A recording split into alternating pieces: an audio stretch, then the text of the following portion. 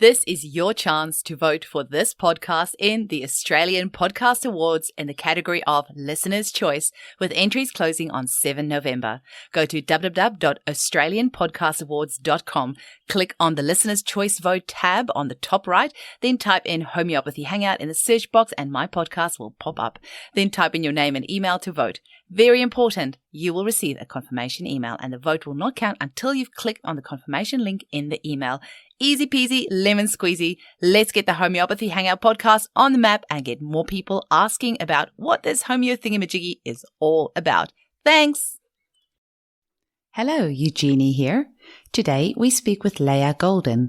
She's a homeopath in Victoria with a passion for offering natural options for great health. She uses both classical and modern homeopathic techniques, along with nutritional and lifestyle advice, and her main aim is to find the best way to help each individual improve their health and stay free from stress and disease. So if you recognize her surname, Golden, you might know that she is the daughter of Dr. Isaac Golden, who is one of Australia's most experienced homeopaths and world authority on homeoprophylaxis. And she has had the opportunity to work alongside him for many years. And homeoprophylaxis is also an area that Leiah has continued to specialize in. So I have to apologize for the episode cutting out right at the very end. So we had a terrible internet connection and luckily was able to edit out most of the lags in the connection. So it makes for easier listening. We cover some controversial topics in this episode, and I just want to make it very clear that we are absolutely pro-choice on all fronts and support our clients in whatever their health decisions are. So we hope you enjoy this episode. Thanks for listening. Welcome to the Homeopathy Hangout podcast, where we discuss all things homeopathy from around the world. And now, your host, Eugenie Kruger. Hello, everyone, and a very warm welcome to Homeopathy Hangouts. Today, we are hanging out with homeopath and mum, Leiah Golden. Welcome, Leiah. Hi, thank you. Thanks so much for having me today. It's a pleasure. So I'd love to hear your story. I think I know how you might have found out about homeopathy, but I think maybe the general public might not. Can you tell us how you got into homeopathy? Yeah, so my story doesn't have one of these sort of amazing, miraculous cure kind of stories, which I love those ones. I just inspire people from totally other lives and areas of work to become a homeopath. So mine was a pretty simple journey there, because my dad's a homeopath. And so I grew up with, I was homeopathically immunized. I used only homeopathic medicines. Oh, no, we used some herbal medicines too. And, of course, I'm sure there was times that we would have used Western medicines if needed. But it was just second nature to me to always sort of think of medicines being these delicious little white pills. But don't worry, there was plenty of cod liver oil straight from the bottle and raw herbs, so I also got the other side of it. And so I always actually knew I was going to be a homeopath. I knew it from when I was really little. I remember sneaking into my dad's office when he wasn't around and pretending to make up remedies and eating them, of course, all the pillules, but like pretend. And now I catch my daughter all the time in here. She actually ate a really crazy remedy the other day and I was like, oh, it's going to happen. But yeah, so I always had this sort of feeling I was going to do it. But of course, you go through primary school and high school and you kind of get to the end. And I remember Dad, he was working at the Australian College of Natural Medicine. And when I went to finish, got to year 12, he goes, look, choose any course and I'll help you pay for it. Oh, maybe he said I'll pay for it. I can't remember. And I'm sure he was holding like the homeopathy sort of degree with his finger, but I was like, what's the shortest course? I was like, oh, massage, I'll take that. And he was like, oh, okay. So I did massage and I absolutely loved it. Went back to do diploma of remedial massage. And I have been massaging now for 20 something years, 20 years maybe. And, but wow. At about 26 or 24, 25, I thought, oh no, I really just need to do homeopathy now. But it was I realized there's so much emotional work that is needed in homeopathy. So you need to have, for me, I felt I needed to have this level of kind of maturity and I wanted to party a little bit. So I was like, I want to have fun, be a bit crazy.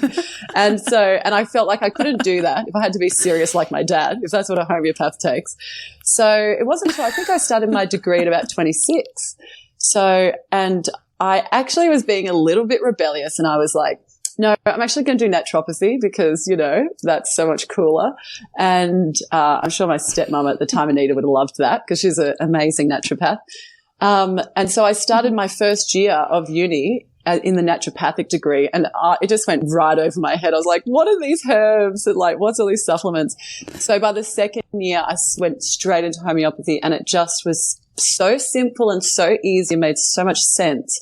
Whereas some of the naturopathic students, because we overlap in a lot of our courses, they were like, what is this stuff? It just doesn't even make sense to me.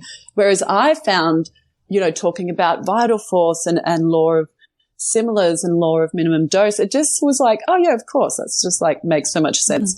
Mm-hmm. And, I just loved getting to know the remedies, through, on this sort of different levels. Obviously there's the physical generals and learning about the sort of toxicity side and the physical side, like the disease element.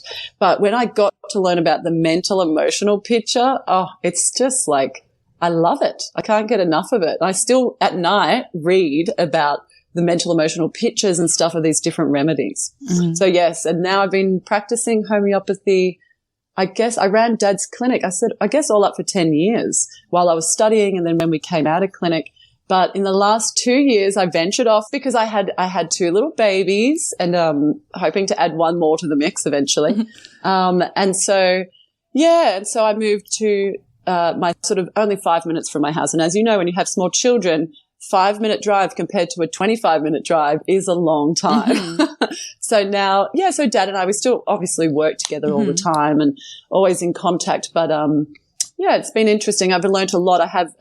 We're now working with a new colleague who was locuming for me when I had my second baby, Kate Lambrick, who's absolutely amazing. So I've learned a lot from her. She worked in India for a long time. So all of a sudden my mind was blown with all these new ways of doing things. Mm-hmm. But I'm still very classical, and I would say that I pretty much, after 10 years of watching Dad practice, I think I practice pretty much the same. Oh, interesting. But I'm starting to expand it a little bit. And of course, I've been blessed, Dad is the world authority on homeoprophylaxis or homeopathic immunization. And so that's something I've, naturally just fallen into, and I absolutely love it. When you have vaccine damaged cases come in, and to be able to watch children, turn around after 1 or 2 doses of the right remedy, it is phenomenal. And, so my homeopathic journey has changed a lot, and especially since I've had children. Well, now I do things very different, and I'm like, what was I thinking 5 years ago saying that to the mum to do this remedy and that remedy and this remedy? Now I'm like, no, just whack them in a bottle. Off you go. Well, actually, that was going to be my next question. I'm glad you started off, led into that. Is how has becoming a mum changed how you practice? And tell us a little bit about that. I've become a lot more practical, and I now understand the true sense of needing to be able to administer things really simply. Like, you need to have very yummy tasting products. You need to teach people how to hide those products, those supplements. Homeopathics, we're fine because they're pilules. The children, it's more about how high to hide the products. Yes. Because the children will try to eat them.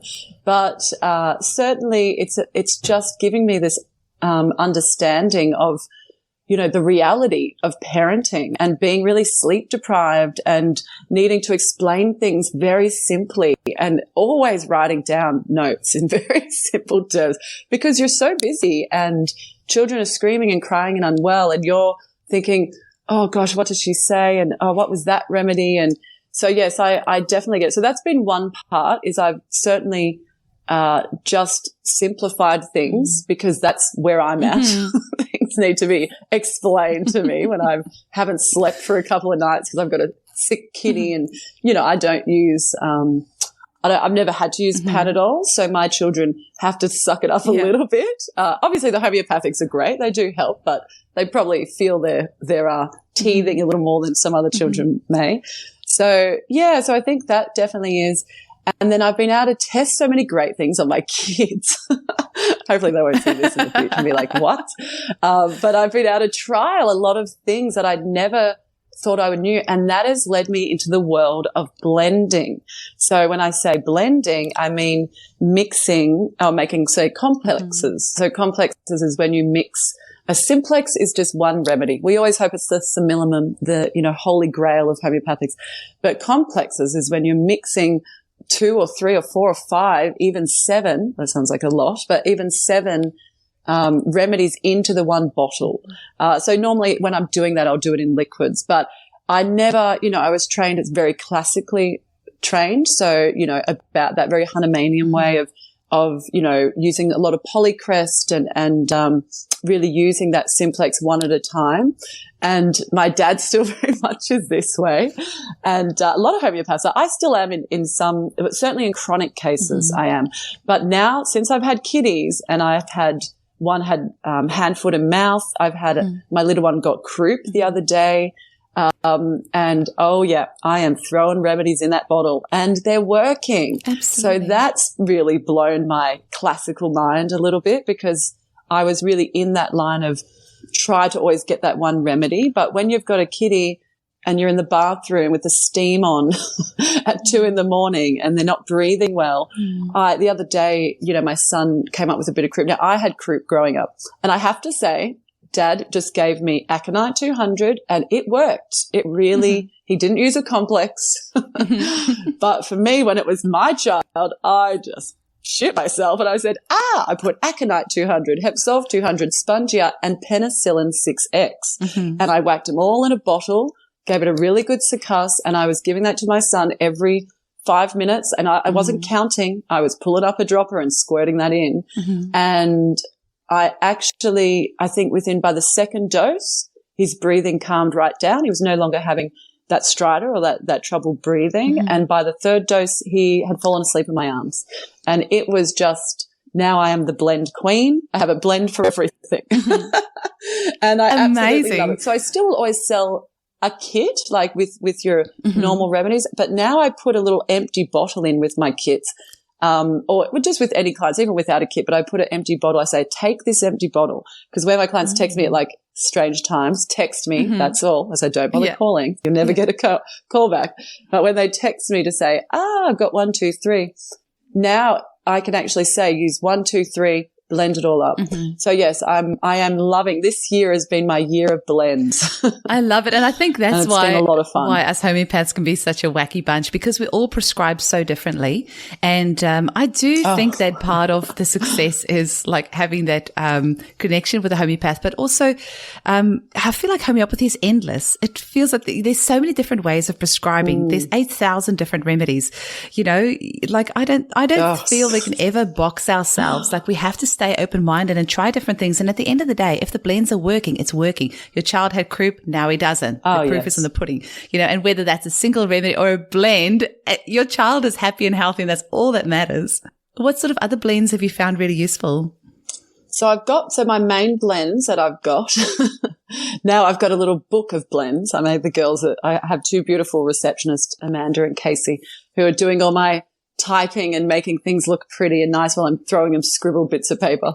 And so I've got the persistent cough blend. So this one's been quite interesting year. So, I will say I work with a lot of mums preventatively. So I have a lot of mums that I treat here and there, but it's more about homeopathy, like all natural medicine. We always are about preventative health first and then cure after.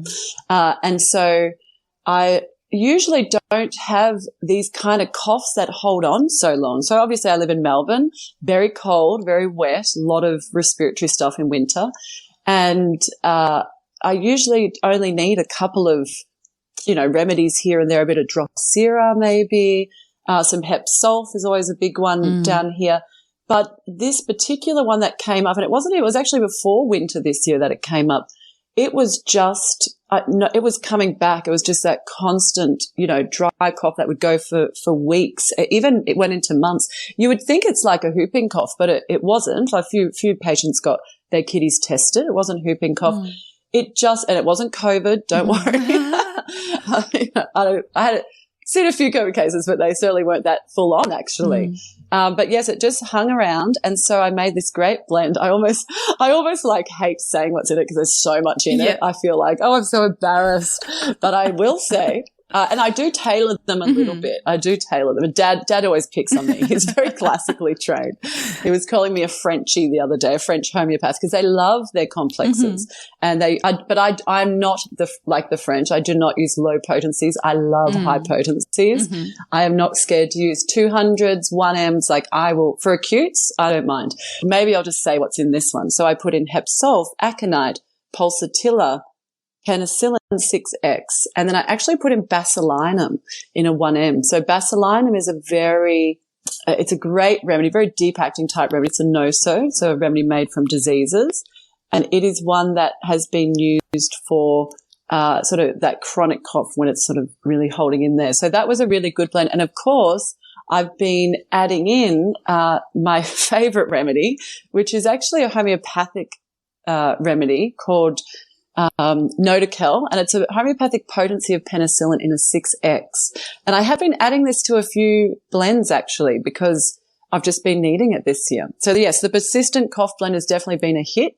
Okay. I was just going to say that this winter has been, and as you said, almost before winter. I mean, we've had the wettest July in Perth that we've had in 20 odd years, but I do think there are more factors to this cough that's just been going on. Yes. Same. Clients of mine who have kids who are so healthy and never have issues with coughs have actually really struggled this past 3 or 4 months with coughs that are just not going away, and loads of weird symptoms. Sorry, I don't have any other better way to describe it, but weird symptoms. People who just don't normally get sick are getting all sorts of weird things happen to them. And I'd love to have a chat with you about that and your thoughts about why that might be.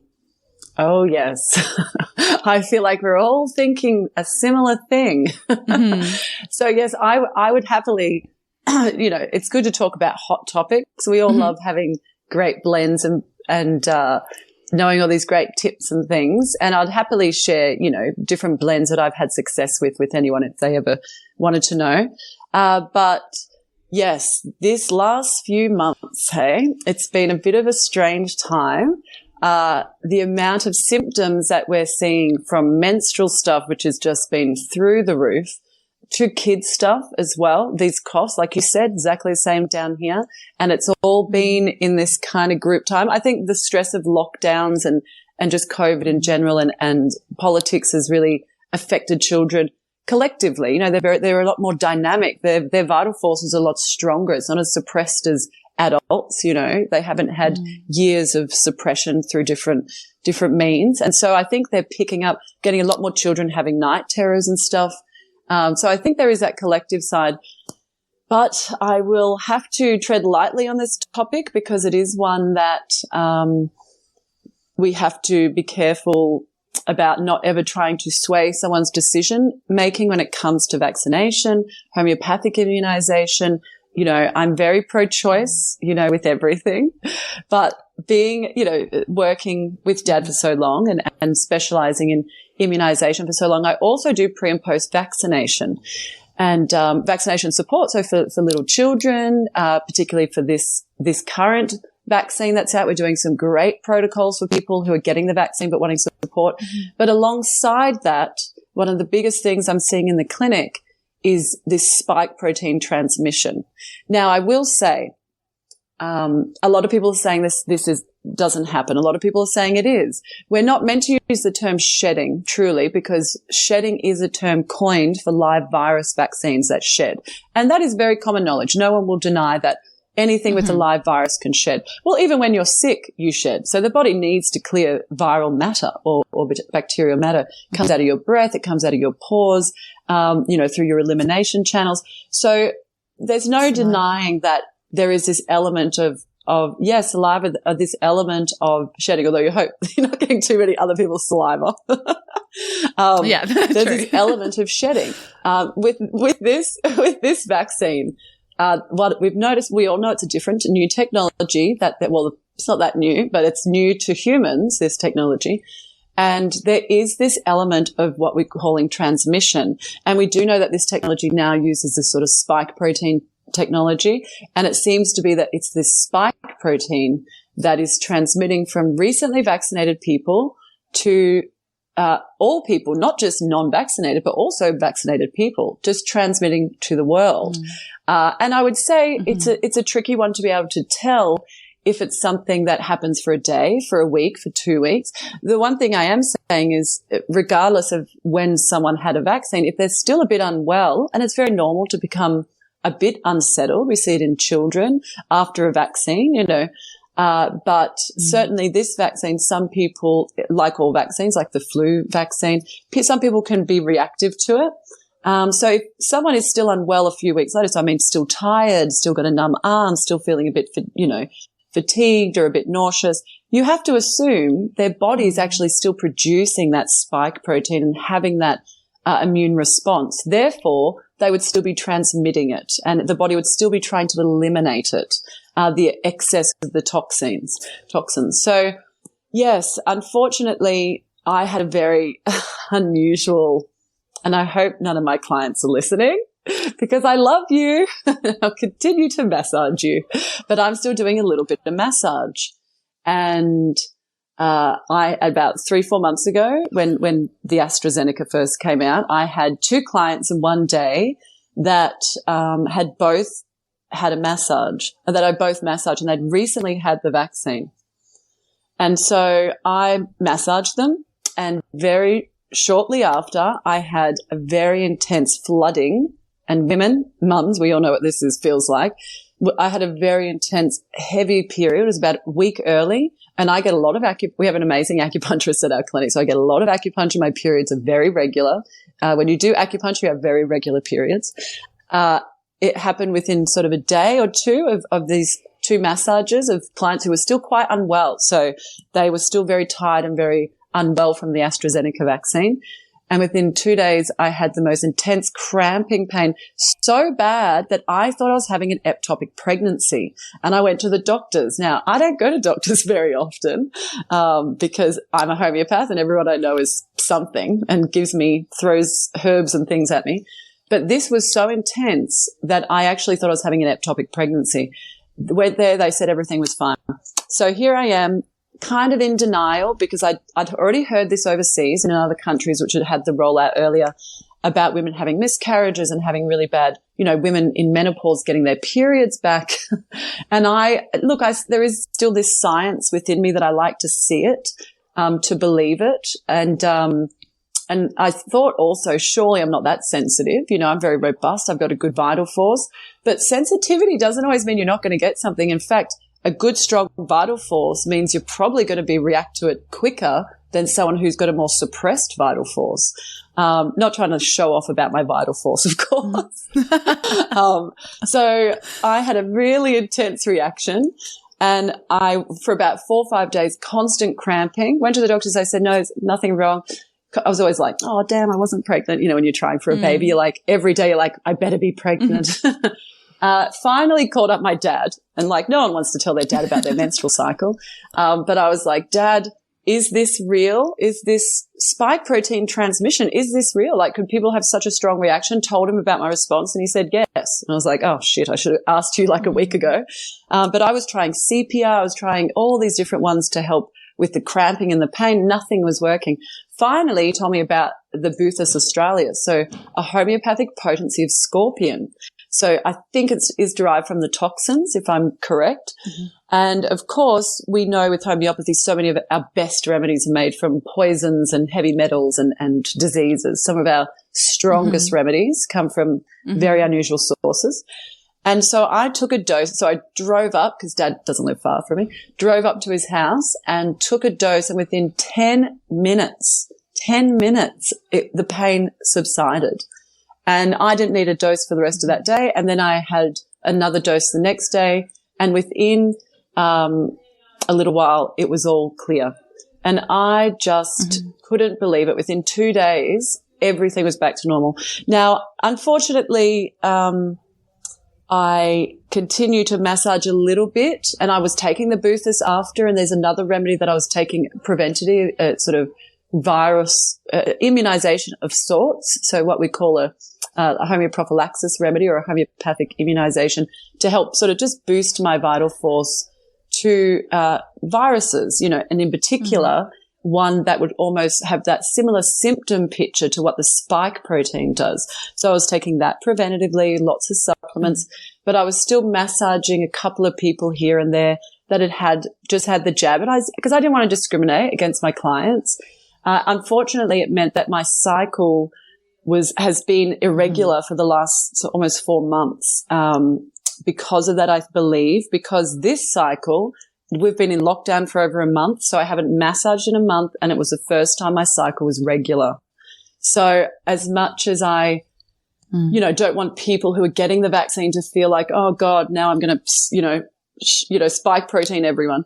It is a real part of it, and you do have to be very conscious of it. The same way if someone with any vaccine, not just this vaccine, any vaccine, if they've just been vaccinated and had viruses and bacteria introduced to their body, you just need to treat them like they're sick. Whether you acquire a virus from a natural source or from a vaccination, it doesn't matter. However that virus got into your body, always treat someone like they're sick and just give a little bit of distance for a while. So yes, the one thing I have to say though, and the great thing with homeopathy that I love is this remedy is very this remedy, the Boothus australis, is very specific for spike protein reaction. So whether from getting the vaccination or from being exposed. Now, if my cycle, if this disruption in my cycle, if it wasn't from the spike proteins, that remedy would not have worked. So I know very easily that it actually was, because that remedy worked instantly. So yes, it is it is very real, and we do have to be cautious and conscious of it if we're either getting vaccinated or if we're not, or if we've got young children in the house. And there's lots of great things we can do to help protect people at this time as well. I am so glad that you spoke about this, and you're so brave to say this, because, more people really need to speak up about what's happening. I felt a little bit vulnerable. It's actually in my podcast with your dad just last week that he said about what he's seeing in his clinic with all this unusual menstrual cycles. And then I said to him, well, you won't believe this. Actually, just the day or two before this interview, I had my first irregular bleed in my life ever. And I've had menstrual cycles for 30 years. They're normal. I've never had any issues.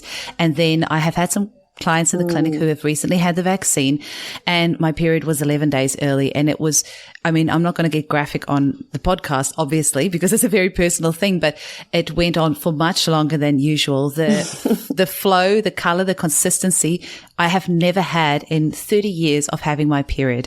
So, and I was shocked just like you, because I have a very strong vital force. I'm not somebody that gets sick easily. I'm not affected by things easily. I can, I don't get tired easily. I can go.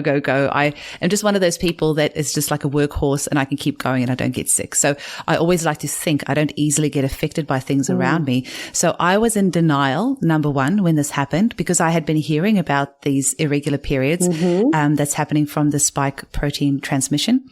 But I was like, this isn't going to happen to me. I've got a strong constitution. And when it happened, I was trying to find every other excuse, for why it wouldn't be that, thinking maybe it's this, maybe it's that. But the reality was, it was definitely a transmission symptoms. The other thing that I've seen a lot of is spontaneous nosebleeds. And I had one of my clients just the other day. She had nosebleeds the entire weekend. And I said to her, have you ever had this before? And she said, no, I've never had nosebleeds. And I said, have you been around somebody who has recently had the COVID vaccine? And she said, yes, I went away for the weekend with my parents who have both just had the vaccine. So how do you not put two and two together? I mean, you have to be completely blind not to start asking questions about what is going on. And what you were saying about the vaccines, Leiah, like rotavirus is actually a classic example. It's even in the medical literature. For 2 weeks after a child has had the rotavirus vaccine, because it is a live virus vaccine, it sheds, you have to be super careful. You have to really wash your hands after you've changed their diapers. You have to be really careful that they don't share toys with other kids, because it is a live virus vaccine. So you can make other people very sick if the child has recently been vaccinated. So for the 2 weeks after the rotavirus vaccine, you do have to be very careful with, when you're handling this child and with saliva and feces and things like that. So it's not so far-fetched to think that what we're seeing at the moment is transmission of this vaccine. Of course. And you're so spot on actually with that to mention that. It made me start thinking, no wonder there's always so much gastro in daycares because, people are not always thinking like that or not aware of that. The doctors don't tell you that. My girlfriend's undergoing chemo treatment and they've told her, make sure that you don't go near anyone for 2 weeks who's just had the flu shot. So that's what her doctors or oncologists say as part of the chemo, stay away, don't have any carers who have just had the flu shot. So it is no secret that this occurs. It's a shame that the doctors don't tell people that because the rotavirus is given so young now, and twice. It would be probably really helpful for the parents to go, okay, we better just make sure we, wash our hands and stop the transmission. But no, so it is, absolutely. Yes, it's funny, isn't it? Having that our experience is like exactly the same. I'm like, oh, they're like homies. And when we are, and once you start hearing these stories over and over again, you might hear it once or twice and think, that's yes. strange. But then you hear it over and over and over again. And we have to start asking questions because what's happening is very strange. And especially when the remedies that are working, it's funny you said that about the nosebleed. We had a little 18-month-old who had woke up with a nosebleed, and I think her mother had just had the jab. She's a nurse and was breastfeeding, and she had a nosebleed. And I had a very close to home experience with a nosebleed not long ago with one of my children. So yes, you can't deny it. You don't need to. It's not saying don't get vaccinated or you have to stay completely away from anyone. No, we can't because everyone we know is getting vaccinated now. It's about going, okay, let's be real. Nearly the entire population of the earth is getting vaccinated right now. So let's just be conscious to give us that extra protection. So the there are some homeopathics for it, and that Boothus remedy is absolutely amazing. So I've had, a lot of people coming into clinic now who have having very similar symptoms, headaches, blurred vision, a lot of tinnitus, a lot of babies spiking high fevers coming out of nowhere, just things that are very uncommon to people. And that Boothus remedy in either 30 or 200 has been absolutely working brilliantly. I've just seen, I had a pregnant woman, we had her coming into the clinic with cramping after her jab, and she was very concerned. And within 15 minutes, we gave her a clinic dose, so just a dose in clinic. And she said it just calmed it right down. So you can imagine the relief from a mum. So we do have a great protocol that we have been using, and I'm sure you might be using something similar, but I'm just using Dad's because it's just what I tend to do. Well, he's got probably a couple of decades more experience than you, so it's worth listening to him. I'm like, he's done all the hard work. I'll just sort of ride on that. So we have a remedy that we get people to take once a week, which is a complex, really good remedy to help just boost your immune system against viral matter, let's say. And then we also have that with the Boothus. Now, I will say, though, one thing I have to say, we also have some great remedies for people getting the jab. So where we give potencies of the vaccine. So that's a really great way to help the body to help eliminate and clear through these vaccines, so the toxins that might be there. So it's not stopping the body from hopefully producing antibodies, which is the vaccine's aim. It just helps the body to work through and detoxify out the drug. So the stuff within the drug that's resonating at a more toxic or negative level. And so we give potencies of it, and we also, of course, give a potency Arnica 1M, which we know Arnica is an amazing hemorrhagic remedy, and it's really good to help prevent against blood clotting. So we have, some protocols. Most homeopaths have got very similar protocols, and it is working beautifully. I have to say, we've got a lot of people who are on these protocols while they're getting their COVID vaccinations, and they've all done really well. But I will say it doesn't stop them transmitting those spike proteins. And we've had a few people who they've done really well, but their partner or their baby has felt, a little bit rubbish. And so that's why we have now started to make sure that anyone else within the house is taking the preventative remedies and has that Boothus remedy or other treatment remedies, but particularly that Boothus remedy. It's an amazing remedy. And there's something beautiful about the fact it's a scorpion toxin for a spike protein. I'm like, come on, homeopathy, stop being so cool.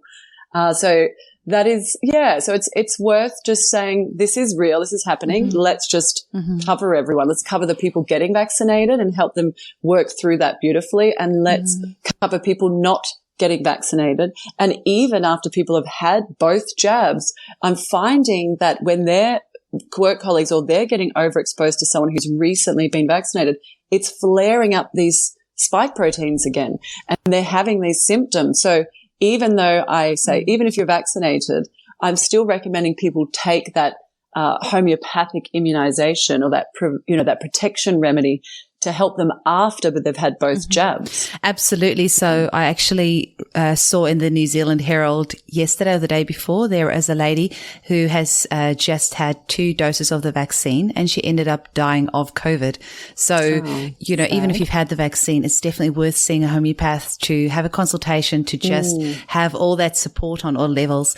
And, VAERS, the Vaccine Adverse Events Reaction System in the United States, they have just had a case logged a month or so ago of a 5-month-old baby who died. It was a breastfed baby, died 2 days after the mum received her vaccines, and the baby died of ITP. So that is a blood clotting disorder that the baby died of 2 days after the mum had the vaccine. And it was a fully breastfed baby. So, it is actually very real because these spike proteins are transmitting. And I think it's going to take several years for us to be able to, analyze all these cases and find out a bit more about the vaccine. It is still experimental. So it's going to be still a few years before we really get to find out the full extent of all of this. So in the meantime, I'm so glad that you've mentioned about remedies that can help people, because the reality is you can say, walk off the job if they're forcing you to get a vaccine all you want. But if that person still has a mortgage to pay, that person still has children to feed. It's just not a reality for a lot of people. They can't just say, no, I'm just going to walk off the job. They still have to put food on the table. So a lot of people are getting the vaccine against their wishes. But if you go to a homeopath, at least a month beforehand, I would say, so the homeopath can prepare your body for what's about to happen. You're going to get a better result at the end of the day. Yeah. And we do, this is with all vaccines. Like I've been doing, since the legislation changed, actually that was a big turning point in my homeopathic career. That was pre-children. But I, for many years, we just provided homeopathic immunization. And I never really thought about pre and post vaccination because no one really ever came to me for it. It was just very much, I would prefer not to vaccinate at this stage. So can we have something else? And homeopathic immunization is a wonderful option. And so for parents who choose not to vaccinate, and so that's always what I sort of grew up doing as a homeopath. And then all of a sudden, particularly in Melbourne, they changed the legislation very quickly to no jab, no pay. And then eventually they changed it to no jab, no play. And that must have been maybe 6-7 years ago, was it? Maybe 6 years ago. I can't remember now. And all of a sudden our clinic went from homeopathic immunization. And then we did a lot of vaccine damage work or work helping children whose parents believed that they'd had some kind of injury or they've never been well since the vaccination. If a parent comes to me telling me that's what they saw, I believe them. I would never doubt a parent because we spend a lot of time with our children. We know them pretty well. And so I all of a sudden was in this world of vaccine support. And so we came up with a very simple naturopathic program. So naturopaths have been doing this for a long time. And I'm sure homeopaths have either. I had just never done it before. And so now I have I would say it's almost 50-50. My client base, my mamas and dads who come in with children, a bit concerned about the vaccinations, who still want to vaccinate but just want to do it in the safest way possible, and some who don't want to do it but just have to because they need to for financial reasons or, as you're saying, for different reasons. And so we do really good work, and I love to do this pre and post supplementary support, but we also give potencies of the vaccine to take afterwards. And even in little 6-week-old babies, I do this with, and they work beautifully. Of course, I do split the vaccine, so not split them up into tiny little ones, but I do always try to recommend to do don't do too many on one day. So I wouldn't be doing Prevnar and rotavirus and Infrahexal all on one day. For me, it's much easier if parents are happy to do sort of Infrahexal on one day and then maybe a couple of months later, then do the rotavirus, and then a few months later, the Prevnar, which is your pneumococcal, because then I can see what they possibly are reacting to if they do react. But we can also do this really good support work and keep their immune systems good pre and post. So, yeah, there's so much great stuff out there. You don't have to feel like, for me, I think if everyone did pre and post vaccination support with their children and did hopefully try to split the vaccines up a little bit, so they're still getting the same amount of vaccines but just in a much more gentle schedule, I don't think I would have as many vaccine damaged clients that I see. So it's a shame that this isn't just something that we could implement. Maybe one day I'll make best friends with one of the politicians, hey? Or maybe we'll just vote Dad in. That would be great. The Health Australia Party. That would skip that issue.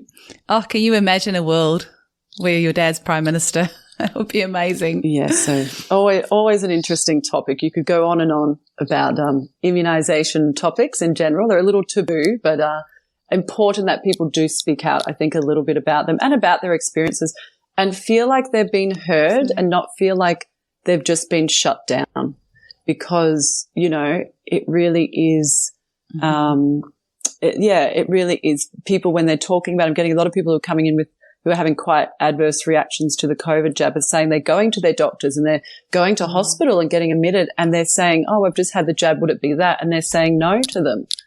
So people feel like they're almost gaslighting them, to use that term. But it's nice. I think that's why we're getting so busy as homeopaths and natural. Like my clinic has never been this busy, and I'm sure my colleague would say the same. We've never been as busy because people are not getting listened to or believed.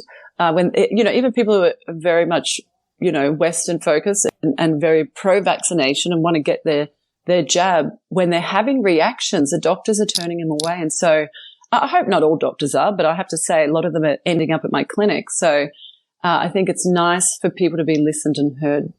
Absolutely. And the flip side of that is that there is not a compensation system in Australia. So if you are damaged by a vaccine, there's no way, you're not going to get compensation for that. So it does make things much trickier. So there's a no fault policy, obviously. So if there is a vaccine reaction, there's nowhere where you can then go and claim to actually get some money to say, if you become disabled after the vaccine and you're not able to go back to your work, where are you going to get that income from? There's no support system there financially to be able to help you. So that is very scary. Yeah, scary. I'm wondering, Leiah, have you got some success stories from the clinic you can share with us? Oh, gosh. So I can happily say I have many success stories, which all practitioners want to say. I've had, one or two failures. No, we've all had a bit of both. Absolutely. My son with the croup, that was a total success story for many reasons, but also for the believability of my husband. So he knew nothing about, he knew absolutely nothing about homeopathy when he first met me, had no idea what it was. And so, or natural medicine for that, just never really thought about it. And so when you see your son, when you see a child not breathing properly, the first thing you want to do is call the ambulance and take him to hospital and get your steroid shot. And look, there's nothing wrong with doing that, by the way. He's like, I am a qualified homeopath, so I'm very confident in my medicines. I've seen them work since I was born.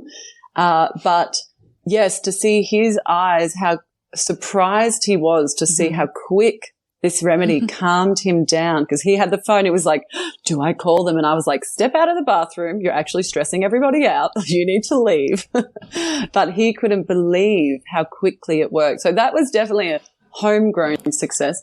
But I guess one of my favorite cases is a beautiful young 14-year-old right now. So this is an ongoing case. Beautiful young 14-year-old who so there's a lot of mental health issues right now. I'm seeing a lot of teenagers. We've had a lot of suicides down here, which is so heartbreaking. Over the last couple of months, there's been a very, very high amount. And some of our clients, it was even their children who had passed away. So this is becoming the pandemic down here. It's the sort of silent one that not everyone's seeing. But I had a young girl who was becoming very mentally unwell.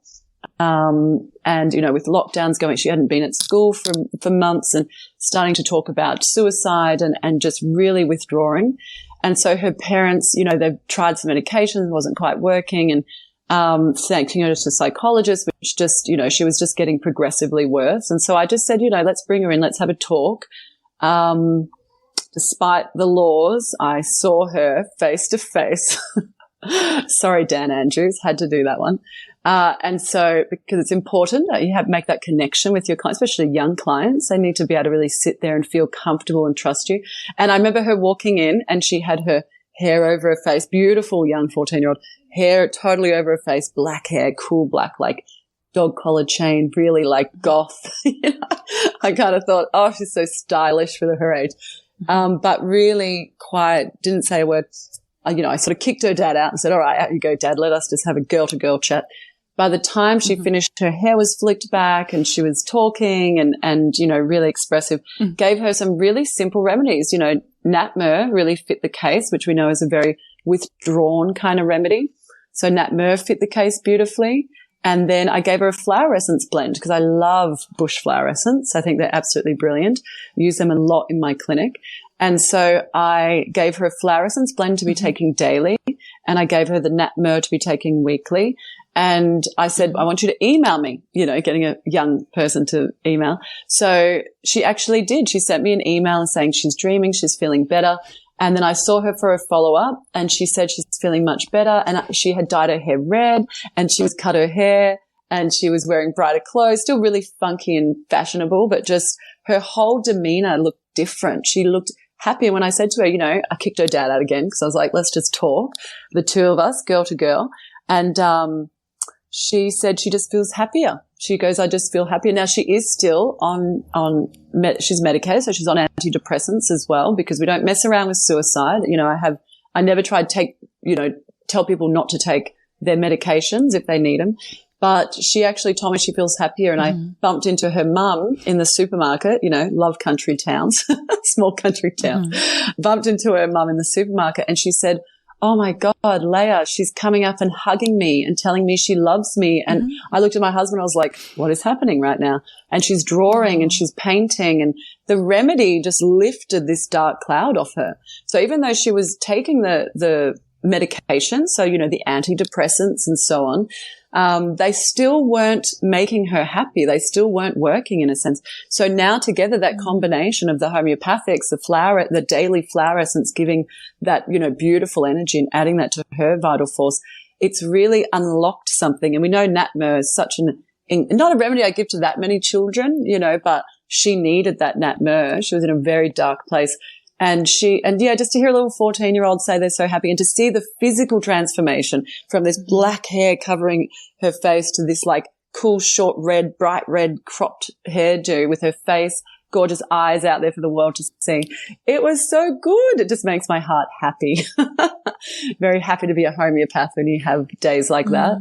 It's wonderful when you get clients come in and they have those physical changes and when they walk in the clinic, you're like, whoa, you've changed. Yes. Tell me what's happened. Yes. So I'm wondering, Leiah, just before we finish off, what is your top 3 remedies for you personally? Like what's your 3 favorites that if you were stuck on a deserted island, they were the only 3 that you had? So I would say my favorite 3, because I have a son who's always hurting himself, arnica, for some reason. I feel like he's living on arnica. So I'd always say aconite. Aconite 200 I have a very personal connection with because I suffered a bit of croup growing up. And so I learned how to use, you know, my dad taught me how to use that remedy very early on and I would take it to school with me. And every time I couldn't breathe properly or I'd feel myself go into that kind of panic, I would take it and it would calm me down, you know. And so that remedy, and even now, it's just such a great remedy to have. If I was going to choose one remedy to take with me, it would actually be aconite. And also it's, you know, when people are really emotional, you know, for panic. So yes, definitely aconite. I guess arnica. And then I'd want to always put in like an immunization for like my health because that is such a great way to just boost your vitality. So the 2021 VPN remedy, the one we're actually taking now, I think is amazing. It's actually the 3rd it's the third version of this chain of remedies. And I loved the first. It was pretty strong, a few weird reactions, but I loved the first. But yeah, I would almost take a remedy with me to help boost my vital force through it. But yeah, I'd say aconite, definitely top one. Arnica I just use a lot of because of children falling and, hurting themselves, country kids, And good old-fashioned homeopathic immunization to keep me and myself and the family super healthy. Actually, I'd love to know what your top 3 are. Well, actually, that's very funny because I always ask all all the guests what their top 3 are, and knowing full well that if somebody was to ask me that, I don't know if I could answer it. But I think absolutely arnica and aconite and nux vomica, I think, would be my 3 that I couldn't live without. Beautiful. No, I'm always interested. Oh, good. So we've got at least a couple on the same page. So, Leiah, how can people get hold of you and the work that you do? Thank you for asking. So I have a little clinic in Sunbury called Holistic Health Macedon Ranges. Now it's funny because it's not in the Macedon Ranges anymore, but it was for many years. So we have our little clinic, Holistic Health, where it's myself and Kate Lambrick, who's an amazing colleague, and actually now her husband, Mark Lambrick, has joined our homeopathic team. So that's really, we're very lucky. And then, of course, Dad and I always work sort of together with clients if we need to and so on. And so I'm there. I do have 2 websites. So I've got Leiah Golden Homeopathy, which is just my own little website, which is just, they're just quite simple. And then, of course, I also have the Holistic Health Macedon Ranges website. So there's a few things there that you might want to have a look at. With the homeopathic immunization side of things, I usually refer people straight to Dad's website because he's got some good articles and things like that. I like to, fly under the radar. I always say to Dad, you're almost at the end of your career, so you just get out there and I'll just cruise underneath while you're flying high. I'll just be like the little birdie underneath in your shadow so that I can get to 30 plus years of this career.